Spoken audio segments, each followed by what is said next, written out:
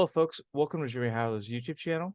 I'm your host, Jimmy Hadler, and on today's episode, I'll be talking about the Philadelphia Phillies preview of the 2023 season. So what we do in this video is breaking it down by going through starting rotations, starting lineup, the bench, the bullpen, the weaknesses, the strengths. How can this team win the World Series in 2023? And I'll be also talking about the offseason moves that they made. But before we start, make sure to leave a like on this video. Appreciate it. And subscribe to the channel if you've not done so already. All right. So who is this man I have right over here? Well, that is Dave Dombrowski, the Phillies president, and the guy who pretty much makes the moves for the Phillies. He's had a successful career in making the moves of his franchises. He's been the GM president with the Montreal Expos at the time before they were done. Marlins, he also worked with Detroit Tigers, the Boston Red Sox. He also was the GM. He won a World Series with the Red Sox. Congrats on that. He has success in his time as a GM and has a winning franchise every time he takes his team to a World Series. But the key factor for him is he always loses in the World Series the majority of the time. The only one he did was against Boston, as I mentioned before. So he's got to do a little bit better to win the World Series. He can build championship caliber teams, though, which is awesome. And he's done a pretty good job here in Philadelphia. So this is his betting park here, where the Philadelphia Phillies play. You got JT Realmuto on the Jumbotron at bat. You got runners on third. You got also the stupid shift that they're getting rid of. Thank goodness. You got the city of Philadelphia, brotherly love over there. Shout out to Philly. You got the bell. Ring that bell. Ring that bell. Then you got the warning track over here. That's where JT Realmuto hit his inside the park home run against the Atlanta Braves. You got the scoreboards, which I've always loved seeing over there and seeing how it goes. This stadium holds a capacity of 42,000. Gets pretty good now fans here and there. Last year it was good, I would say, for the significant amount of the parts, especially in the postseason where this place was sold out. It was electric here in that atmosphere. Just awesome. It was just good to see Phillies in the playoffs again, which is the first time the Phillies have made the playoffs since 2011. Long time, folks. It's been a long time. So Phillies got it in the playoffs, and they made it to the World Series, and they're coming off a World Series loss against the Houston Astros. So pretty good run, I would say. Phillies manager Rob Thomson. So let's take a little bit back here from the last season. So Phillies heading into the 2022 season had Joe Girardi as their manager. He didn't last long. June 1st is when he got fired because nothing was working for Phillies. You were expected to do a lot better, and it didn't work. Rob Thomson hired. He was already an assistant coach for the Phillies for many years, and he came in. He does his job well. He gets this team on fire, helps lead them to the playoffs, World Series, as I just mentioned before. He has a record of 65 and 46 of his winning record, loss record, and he has a .586 winning percentage. So that's pretty good, I would say. Pretty good. And he has been making the adjustments in the lineup, bullpen. He does a pretty good job, and I give him credit for it. So thank you, Philly Rob. He's doing a good job. Keep it up, Rob. Keep it up. All right. So let's talk about the offseason moves the Philadelphia Phillies made, which I think were pretty good. I think the Phillies had a pretty good offseason. So I would say so myself as a Phillies fan. Probably give them an A-. Nothing perfect, because nobody's perfect. I would give the Phillies an A- in the offseason grade. They did a pretty good job at bringing people in, signing them, and addressing their needs. One of the biggest needs was defense. They signed the best shortstop in the league, Trey Turner, on a 13-year contract worth $300 million. Pretty good. It's pretty good. So he'll be playing at shortstop, and you move Bryce Harper over to second base. So it would be pretty good for the Phillies. Then they bring in a starting pitcher because the Phillies had pretty much three pitchers, and then you had the bullpen. Bullpen, luckily, it helped the Phillies out a lot during when they did a bullpen game for the Phillies. But if they lost one of those games in the postseason, it was going to hurt the Phillies a lot. So bringing him in and kind of replace Zach Eflin, Kyle Gibson helps establish another starter. So the Phillies pretty much have 4 stars, and we'll talk about that later. So pretty good job there. I wanted that because for the Phillies, they lost to the Houston Astros, which have one of the best rotations in the league. So you got to attack that. So you got to do a lot better pitching. Then they addressed the bullpen a bit more because the bullpen, for many years, it was not great. Last year, it was solid, and I think it's become one of the strengths for the Phillies. They bring in Matt Strahm on a 2-year contract. I like him a lot. And then another move the Phillies made was trade for Gregor Soto, a former All-Star. Move that the Phillies had to do was give a little bit bench depth, which hurts them a tiny bit. But I think it's the high risk, high reward, I would say, for the Phillies because Gregor Soto is pretty good in the bullpen for them. He's a pretty good bullpen pitcher, and he's also left-handed. And the Phillies lack left-handed bullpen pitchers. So this helps the Phillies out a bit more, and I say that's worth it. Then they also bring Craig Kimbrell for a 1-year deal. Craig Kimbrell, you'll see, folks, Philly fans have a history of him, which is fun. And Craig has not been great these recent years. Ever since the 2018 World Series with the Boston Red Sox, he's not been the same due to injuries, getting older of age. So hopefully get to see something out of it. He did struggle a little bit last year, but that was because of the injuries. So hopefully he gets back to his form. And then to continue, the Phillies exercise Aaron Nola's contract, so he's here for this season. And they are working on an extension right now. Hopefully that gets done this year so he doesn't become a free agent and we don't lose him. I really want Aaron Nola back. He's a phenomenal player, and I'll talk about him in a bit. But good job, Phillies, for re-signing Aaron Nola for to get his extra year. They also agreed terms for the arbitration period was with Rhys Hoskins, Sosa, Sato. So they just traded for, I mentioned before, and Ranger Suarez. And I know I messed up Ranger's name for a second, so apologize for that. And Ranger Suarez on a 1-year deal. So Rhys, he's an average player, but he's good for the Phillies. Helped him out. He's clutch once in a while. Sosa, very versatile defensive guy. Soto, I just mentioned. Ranger Suarez, another key star for the Phillies. So good job there. And then the Phillies keep continuing by addressing the bullpen by extending their best guys in the bullpen. Jose Alvarado, amazing. Love his enthusiastic passion for him. Love it. I love his energy on the mound. It's just fun watching him after a strikeout. He gets so hyped. And to see him get hyped, it's just fun to watch. So it's a 3-year extension of voice arbitration, which is pretty good. He can opt out in the 2026 year. So that's pretty good for them. And then they go with, I would say, the best bullpen guy they have, probably the closer for the Phillies, Sir Anthony Dominguez. Signs a 2-year extension. He's going to be pretty good for the Phillies. He's finally returned back to form after battling through injuries. So it's pretty good for the Phillies there. And then they let go some of these guys down here, as you could see. They let Zach Eflin go to the Rays.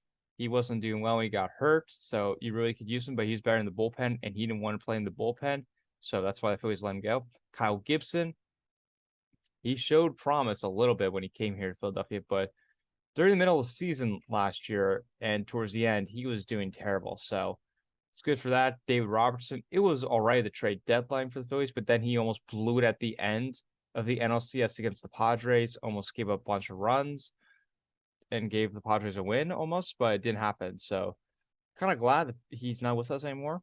And before, he also signed like a 3-year deal with us, and he never played one single game. So kind of glad about that. The one guy I would wish they kind of kept was Noah Syndergaard. Thor. He was pretty good as a 4-5 starter at the end of the rotation. He could help pull out wins and give a couple innings, help give you relief. Like, he could be a good bullpen pitcher, I would say. And I've always used him in the bullpen a bit, so I'd say it helps him out there. And then the guy I will miss the most is Mean Gene Segura. Very consistent player. Always gets on base a lot. He'd come in clutch. Mean Gene comes in clutch. And I will miss him a lot. He was one of my favorite players watching. So let's talk about the pros here for the Phillies. As you see Bryce Harper game pumped up. Let's go. Even though he won't be ready till All-Star break. Yeah, that's going to hurt the Phillies a little bit. That's going to hurt him a bit. The outfield. It is a good outfield, I would say. You got Kyle Schwarber.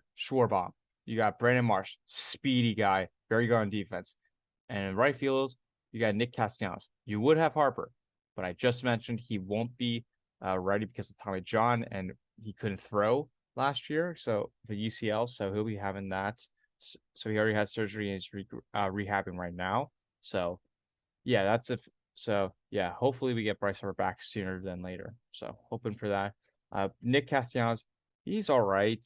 He's supposed to be great for us, but he wasn't last year. I think he'll have a bounce back year. But I still think the outfield is pretty good, especially with hitting wise. Defense, it's all right. We'll talk about the defense in a bit. Starting rotation. So I mentioned before, you got Aaron Nola, Zach Wheeler, Ranger Suarez, Tajon Walker right now. That's 4 guys. Oop, 4. That's 4 guys. And then your 5th guy is at the end, probably going to be Bailey Falter as I go through his presentation.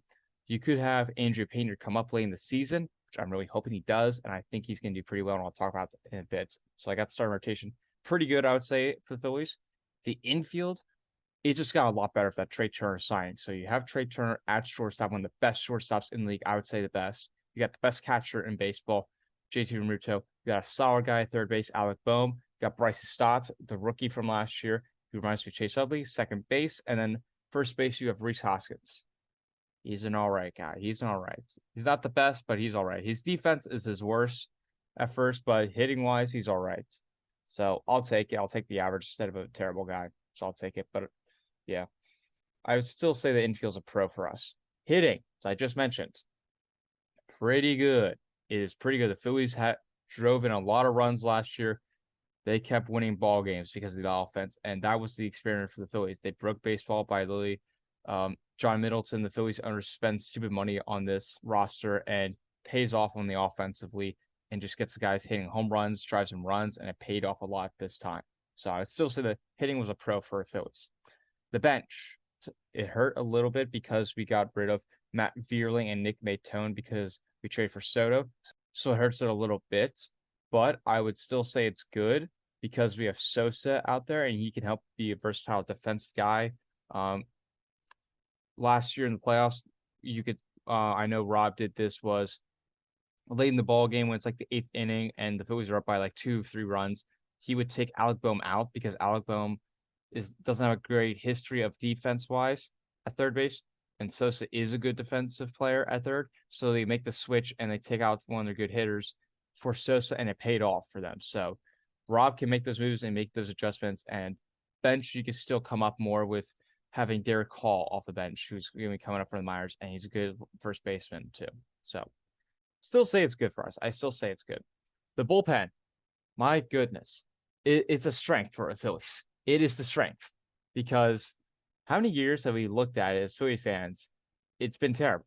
We all wanted to literally attack the bullpen. We've all wanted the bullpen to not suffer, not mess up this team, and it's cost the team multiple times, cost them chances to the playoffs. Last year, it was solid. It was solid for the Phillies, and I like that.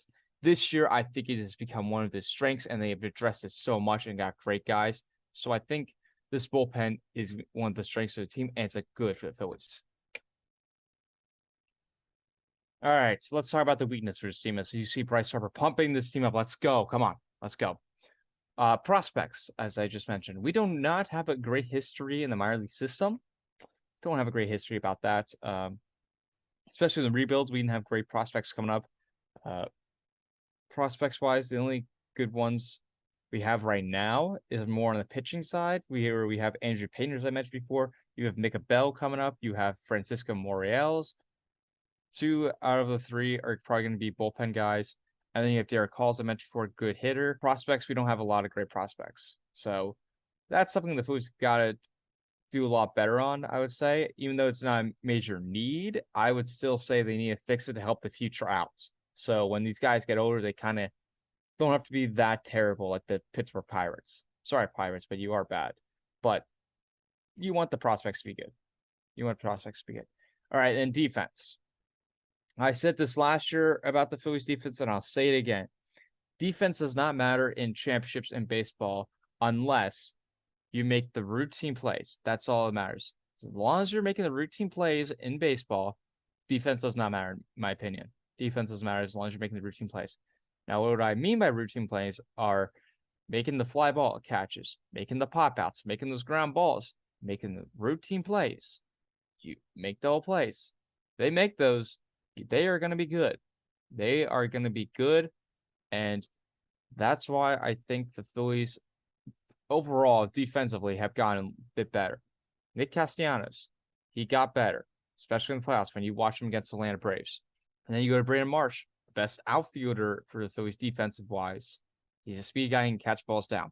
Schwarber, he does a little better, but he has a good throwing arm, so he can kind of throw guys out home. Third base, you have Alec Bohm, not a great history at third base, but he became solid last year at third defending balls, so he became better throughout the year. Shortstop, you have Trey Turner, fantastic guy. Hoskins, terrible. That's I would say, the major weakness there. Second base, you have Bryce Stott, so he's going to be pretty good at defense, I would say. JT Realmuto, the best catcher, can throw guys out, make those plays. So overall, I would say the defense is a weakness, but it's not a major weakness to me. It's like the prospects where we don't really need to fix it that much as long as they're making the routine plays. So as long as they're making the routine plays, Phillies will be fine. So that's how I see it for the Phillies defense-wise. So let's talk about the Phillies lineup. So the way I did this is I include a full healthy offense. So this includes Bryce Harper. And the Phillies have one of the best offensive lineups in the entire baseball league. They produce a lot of runs, got on base, driven in runs. Pretty good. So I'm going to go through 1 through 9 here. I'll discuss of the positions through it. I'll discuss the positions. So batting number 1, starting off the lineup, is Kyle Schwarber.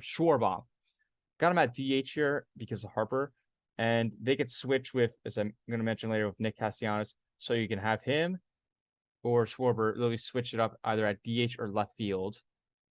You can switch that up however you want for Rob, but for right now, I think Schwarber's better at DH because he doesn't have the legs, he doesn't have the speed. So I say that. And looking at his stats real quick, he had 577 at-bats, scored 100 times, had 126 hits, 46 home runs.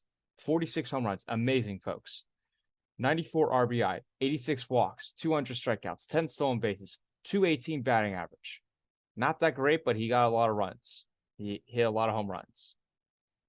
323 OBP, 504 slugging, 827 OPS, and a 2.2 WAR. So I would say he's pretty good for the Phillies. Pretty good, especially last year. He was awesome. Batting number 2 at shortstop is Trey Turner. Best shortstop in the league, I would say, folks. Very good on offense. He had 652 at-bats, scored 101 times, had 194 hits, 21 home runs, 100 RBIs, 45 walks, 131 strikeouts, 27 stolen bases, 298 batting average. Pretty good. 364 OBP. Most important stat, I would say, folks. OBP is the most important stat when you're looking at baseball players' offense production. 466 slugging, 809 OPS. Pretty good. 4.9 WAR. Looks pretty good, I would say, for Trey Turner. He's going to be pretty good. And shortstop, that's his best position. All right. Batting from right field is Bryce Harper, your MVP from 2 years ago. Harper, one of the best players in the MLB. I think with him fully healthy, he will make a huge impact with the Phillies, and he led this team to be good. So looking at his stats real quick, he had 370 at-bats, scored 63 times, had 106 hits, 18 home runs, 65 RBIs, 46 walks, 87 strikeouts, 11 stolen bases, 286 batting average, 364 OBP, 514 slugging, .877 OPS, and a 2.5 WAR. And this was through his injuries while playing hurt, and he was out for a bit. So I would still say that's good, and he will have a lot better production when he comes back from the All-Star break. So Harper, get healthy, man. We need you. Batting at number 4 for the Phillies, starting at first base, is Rhys Hoskins. Hoskins, he reminds me of Tobias Harris from the 76ers. He's average. Not that great, not that bad, average. You want him to do better. He should be better, but he's just not that great. He's not that great. He did show promise a bit in the postseason where he slammed his bat in the postseason, and I love that. But I mean, just looking at it overall, he hasn't had a great statistical year. He's had okay years, like last year was okay for him. But his best year was when he got called up and had a whole lot of home runs. So I still think he can bounce back and have a good production. But just looking at his stats real quick, he had over 589 at-bats, scored 81 times, 145 hits, 30 home runs. See, that's where I say okay.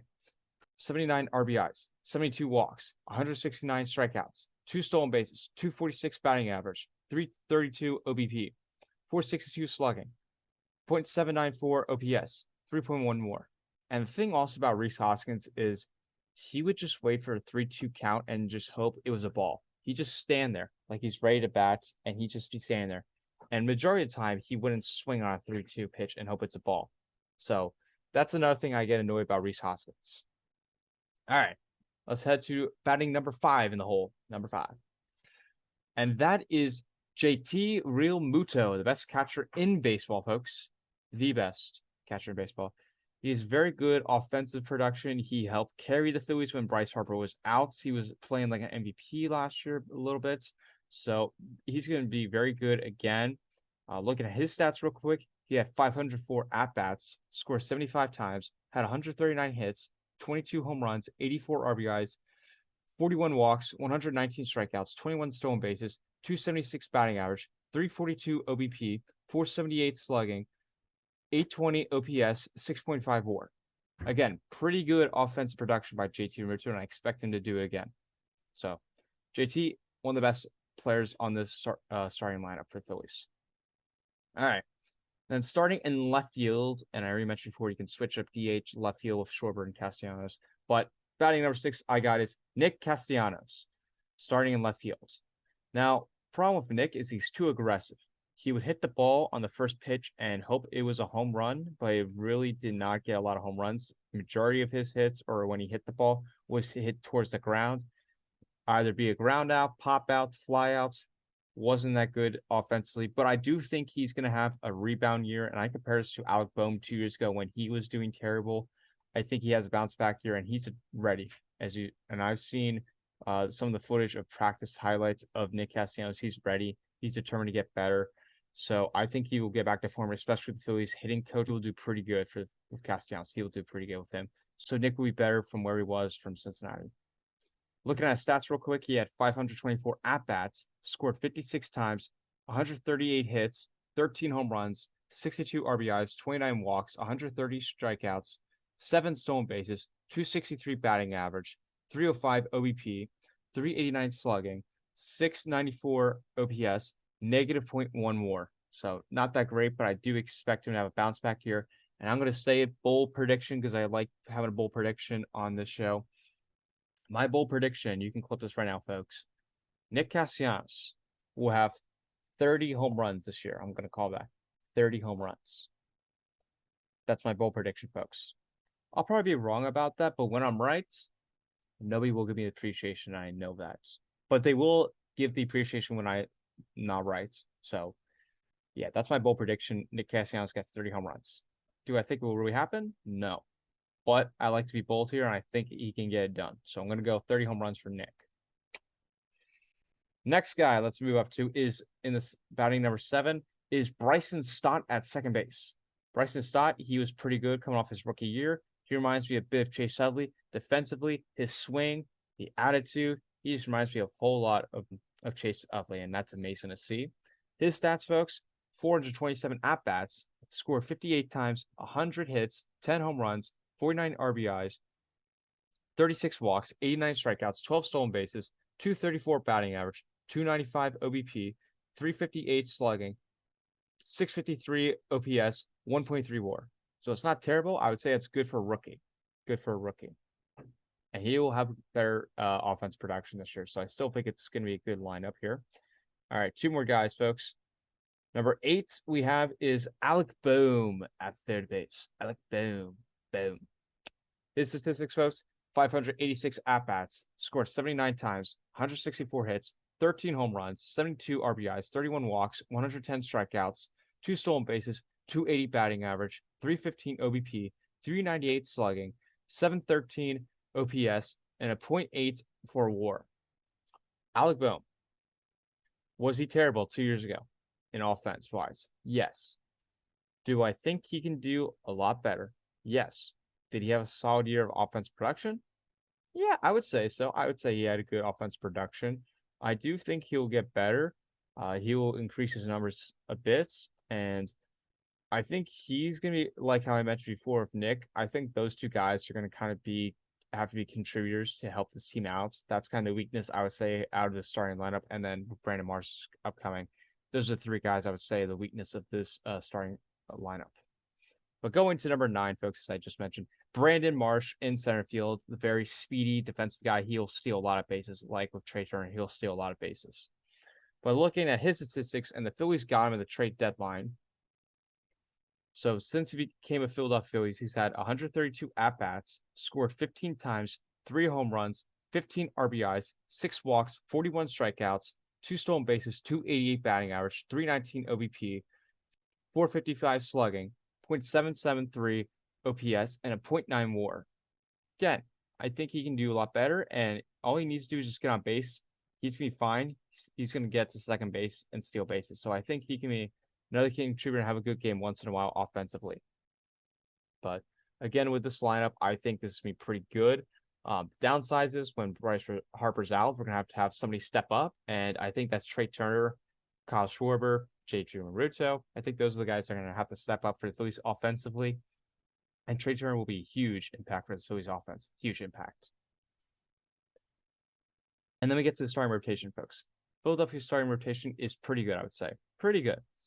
You have Aaron Nola, Zach Wheeler, Taijuan Walker just signed, Ranger Suarez, and fifth spot it's going to be Bailey Falter probably.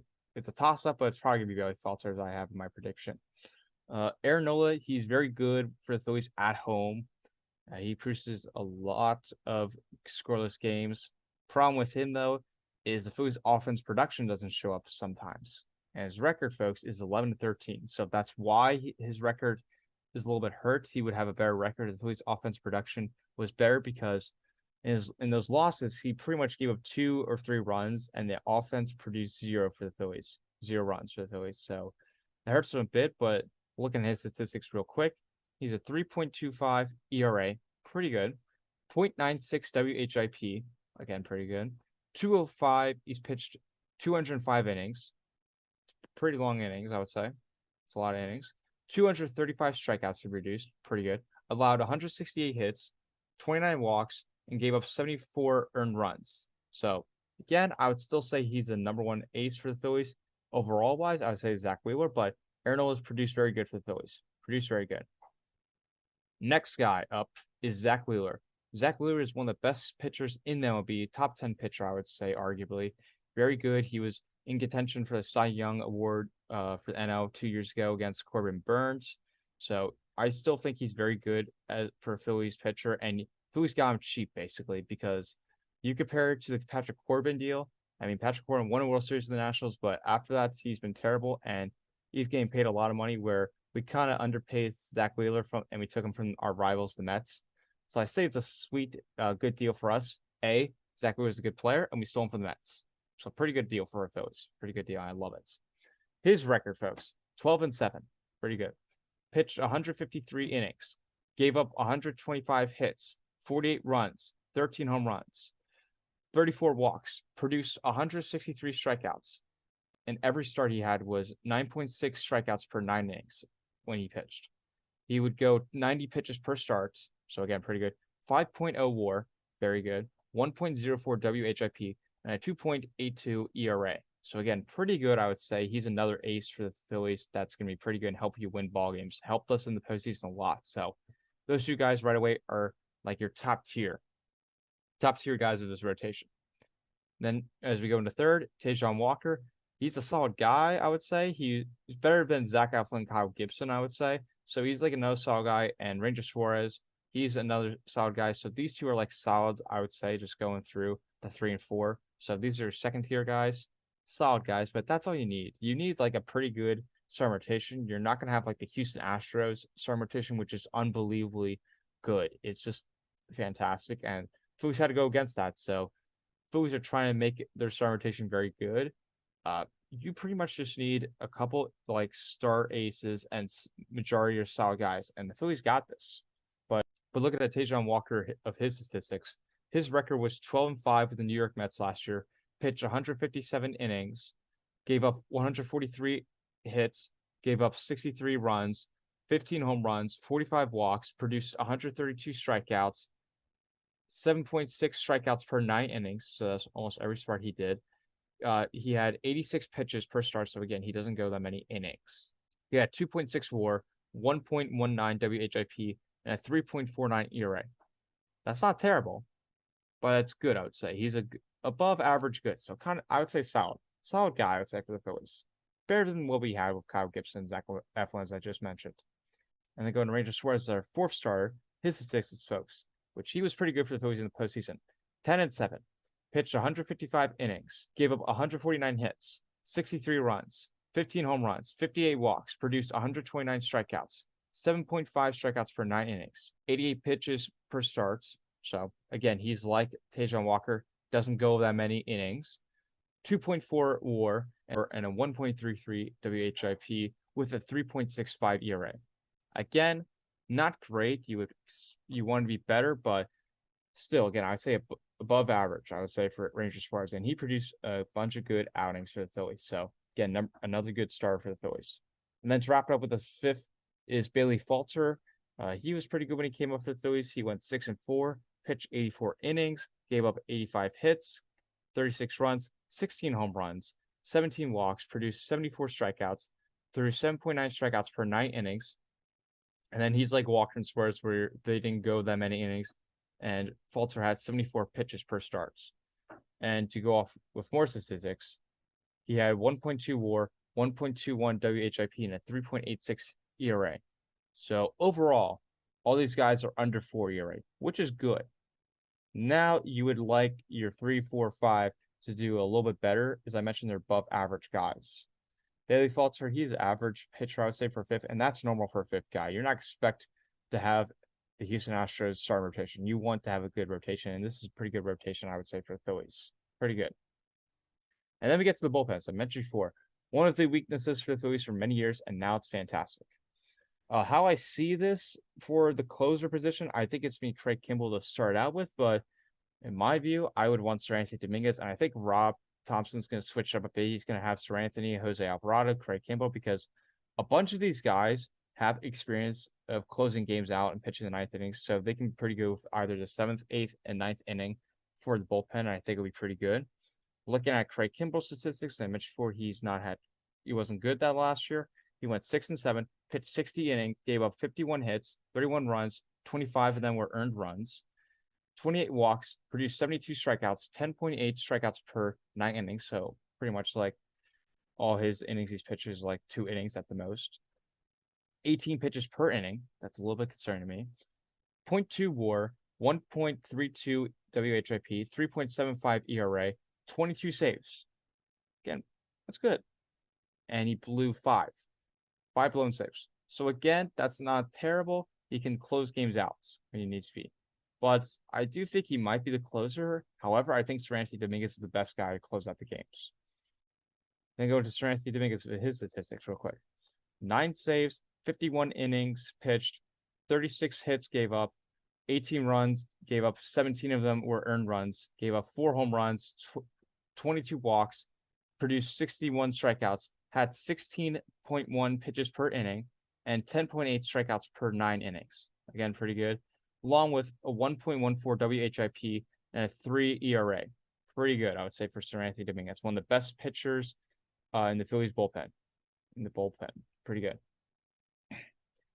And then going to Gray Soto, who the Phillies traded for. He has 30 saves, pitched 60 innings, gave up 49 hits, 22 earned runs, 2 home runs, 34 walks, produced 60 strikeouts, 1.38 WHIP, 3.28 ERA.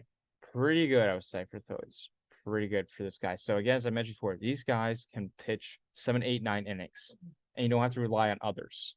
And then your next guy is Jose Alvarado. Fun guy to watch. His statistics, folks. 4-2, 2 saves, 51 innings pitched, gave up 38 hits, 18 earned runs, 2 home runs, 24 walks, produced 81 strikeouts, 1.22 WHIP, 3.18 ERA. Pretty good. Again, I love Jose Alvarado. He's a fun character in the locker room, especially when you watch the postseason parade in the locker room for the Phillies. He's a pretty fun guy to watch, and just love his assignment. He's going to be pretty good for the Phillies. And then towards the end of the bullpen, which is not that strong or not that great, is Andrew Bellotti and Matt Strahm. Bellotti, he's 4-4. Again, not that great. 2 saves, pitched 54 innings, 47 hits he gave up, 20 earned runs, 5 home runs, 25 walks, 78 strikeouts he produced, 0.8 WAR, 1.33 WHIP, 3.31 ERA. Again, not terrible.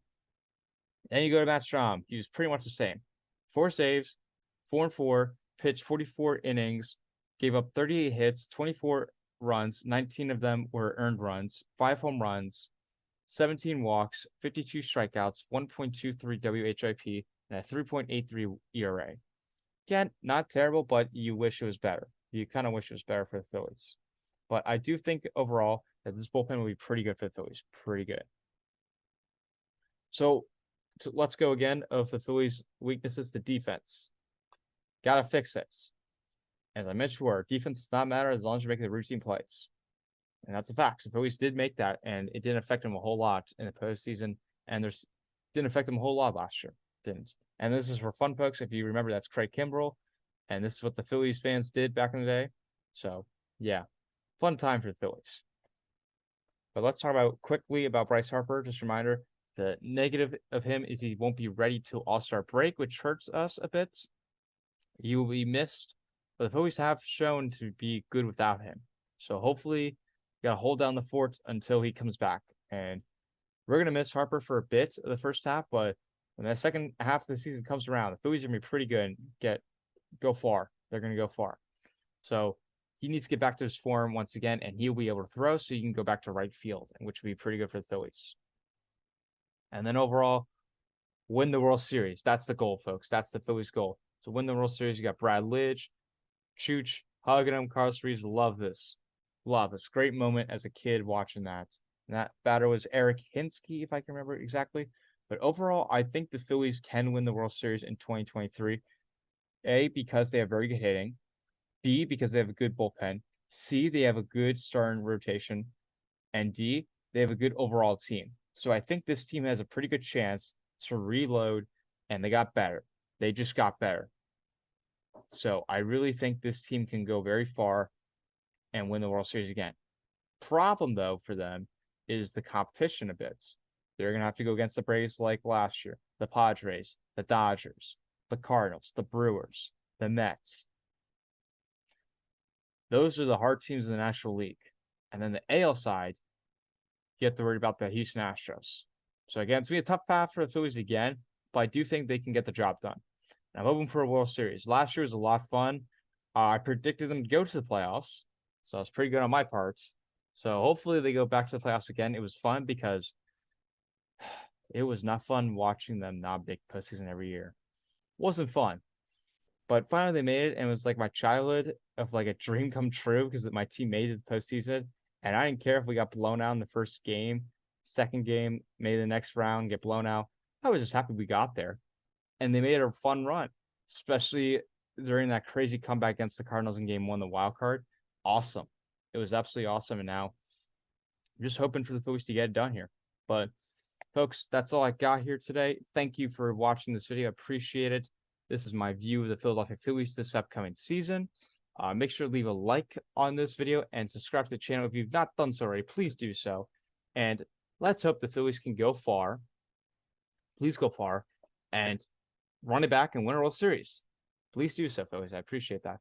But again, ring that bell. Ring that bell, and let's get to the World Series, folks. Get to that World Series. Let's go. But folks, that's a wrap in the studio. Have a great day. I'll see you next time.